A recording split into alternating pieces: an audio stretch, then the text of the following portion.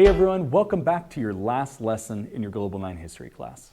Together we've taken a journey from the age of imperialism and its long-standing impacts on the global landscape to 2 world wars, inflicting an unimaginable toll on life. And within those stories, genocide that has forced us to grapple with the bottomless capacity for human cruelty. In our final unit, in a way, we have to return to the beginning. The age of imperialism in the late 1800s saw European nations accelerate their empire building by grabbing more lands around the world to industrialize and increase their wealth. Most prolific of these stories was the conquest of the continent of Africa. Using racist ideas, Europeans justified their economic motives through concepts like social Darwinism. However, it was their own competition amongst themselves that led to the rise of tension between European nations that eventually led to World War I. World War I proved to be the first crack in the empires European nations had built for themselves.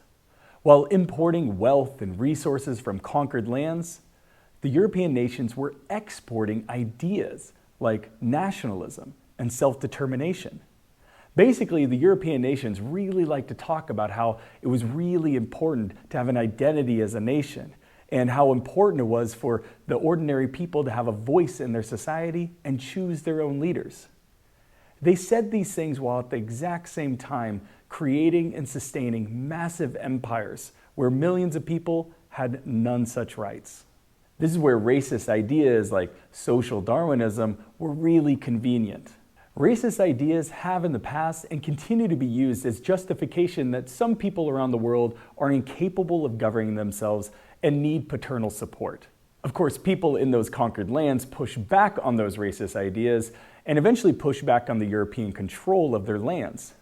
And what better time to push back than while the European nations were busy blowing themselves up on the Western Front? India was one such example. The crown jewel in the British Empire, India began a campaign for independence heavily during World War I and the decades after. Led by Mohandas K. Gandhi and his nonviolent non-cooperation campaign, millions of Indians demanded an end to British rule. His writings and actions on civil disobedience inspired many leaders around the world to use similar tactics, including people like Martin Luther King Jr. during the Civil Rights Movement in the United States. At the end of World War II, Britain saw the writing on the wall. No longer could they announce to the rest of the world that groups like the Nazis needed to be stopped because no one should be allowed to just take over land forcefully while at the same time them holding lands forcefully themselves. World War II ended in 1945, and in the next 10 to 20 years, many nations around the world began the process of independence.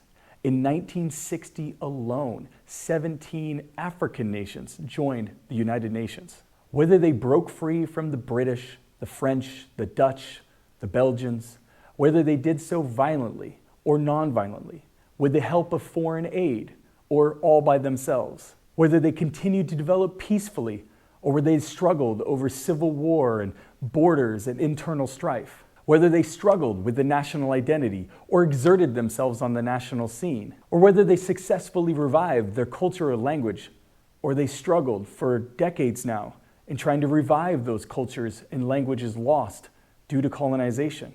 Dozens of new nations were now appearing on the map. Independence movements are anything but a smooth process.